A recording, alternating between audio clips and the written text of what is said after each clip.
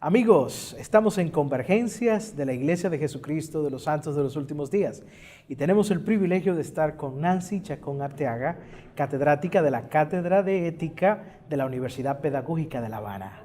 Muy buenas, ¿cómo está usted? Muy bien, muchas gracias. Doctora, ¿qué le ha parecido hasta ahora el evento al que usted ha sido convocada junto con 6 países más de la región del Caribe, incluyendo también a Estados Unidos, en este evento sobre ética en los negocios? ¿Cuál es su impresión? Bueno, en primer lugar, me ha parecido una convocatoria súper interesante, porque es una convocatoria que trata de tener una mirada lo más holística posible acerca del tema de la ética, que es un aspecto muy importante de la vida de hoy, que yo en el plano personal le dedico y considero que tiene una importancia. Le he dedicado casi que la vida a los estudios, a las investigaciones y a las aplicaciones prácticas de estrategias para desarrollar la ética, la moral, los valores en el sector de la educación en mi país.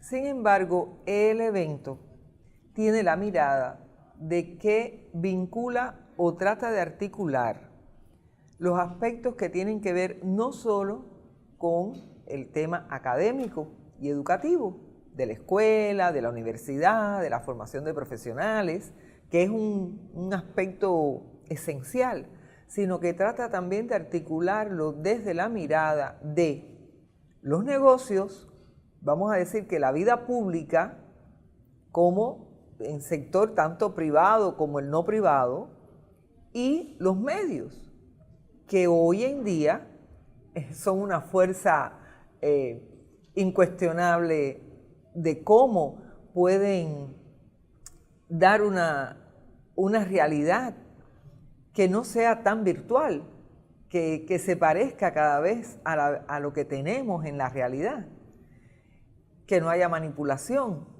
que se acerque a los verdaderos problemas, dilemas, conflictos morales, éticos, bioéticos que estamos viviendo hoy en este mundo contemporáneo.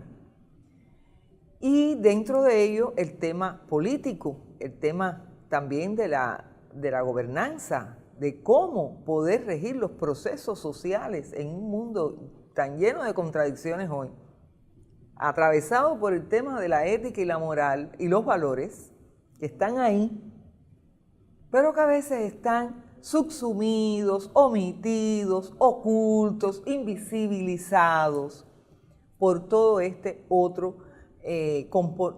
otros componentes de la vida de la realidad social. Yo realmente felicito esta convocatoria porque considero que es una iniciativa interesante, que puedan realmente debatirse, es decir, abrir espacios para debatirse problemas desde todas estas miradas más integrales.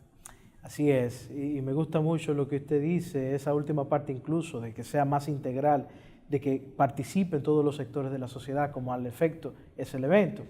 Hay personas que a lo mejor no se preguntan o no pueden responderse a sí mismos cuál es la importancia de la ética. Y usted hablaba de la parte práctica, las investigaciones, aplicaciones prácticas de la ética al mundo en el que vivimos. ¿Cómo podríamos decirle a una persona que, vamos a decir, está reacio a creer que hay que ser éticos o que hay formas de conseguir las cosas en la vida sin necesariamente hacer lo correcto siempre? ¿Cuál es el consejo? ¿Cuál es la parte que le podríamos decir a esa persona de manera práctica para que lo entienda más fácil?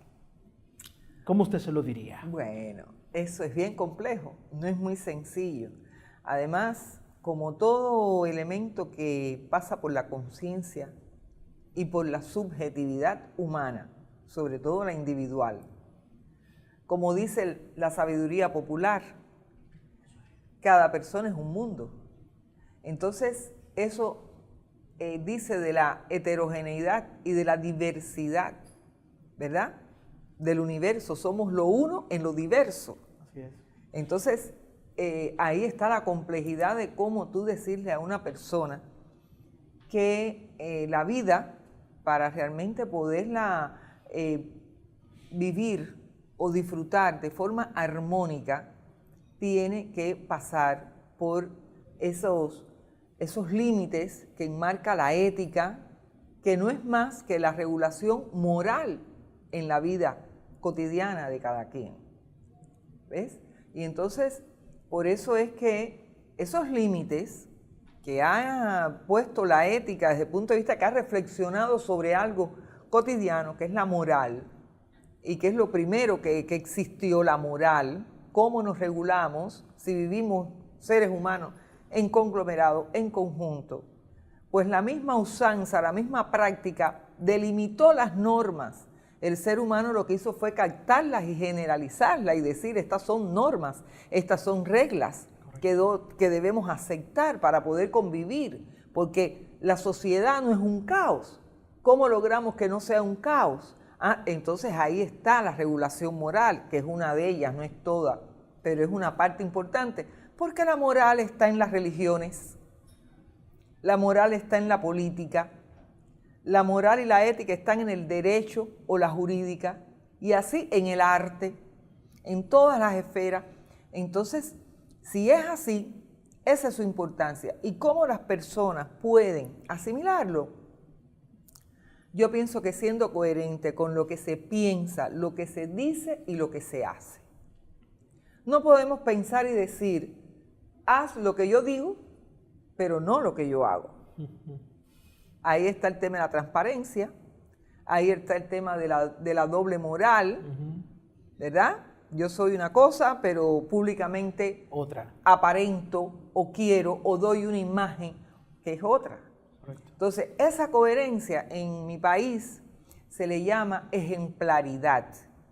Ejemplaridad en mejor sentido, porque a ver, cuando las personas se le dicen, debemos ser un ejemplo de padre, un ejemplo de maestro, un ejemplo de mamá, un ejemplo de amiga ciudadano, o de amigo, de ciudadano, etcétera. Ya las personas piensan en una perfección inalcanzable y no se trata de eso. Yo pienso que lo que se trata es de ser personas de bien, como nos decía hoy el primer... Elder Christofferson. Exacto, y nos decía, bueno, ser personas decentes. ¿Pero qué significa personas decentes? No puedo ser decente y de bien para mi familia, para mis hijos, para mí y no lo que soy después. Correcto. Entonces, porque después viene la contradicción, ¿qué dirían mis hijos y mi familia si saben que yo soy capaz de haber hecho una cosa fraudulenta, inmoral, en el sentido de lo que no se acepta en la sociedad? Entonces, por eso esa coherencia, de esa ejemplaridad, de vivir como se piensa en el sentido correcto, por supuesto, porque podemos pensar muy malvadamente y queremos vivir malvadamente. No, no se trata de eso, se trata de un aval moral, de un aval ético, y eso ya Aristóteles nos decía, desde su Ética Nicómaco, que fue el primer tratado de ética que conoció la humanidad, y decía que ese carácter había que formarlo en el hábito desde las tempranas edades. Entonces el hábito es el día a día. Correcto.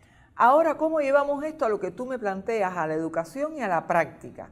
Bueno, el ambiente educativo tiene que organizarse de tal forma de que los niños, los adolescentes y los jóvenes practiquen estas normas. Así es.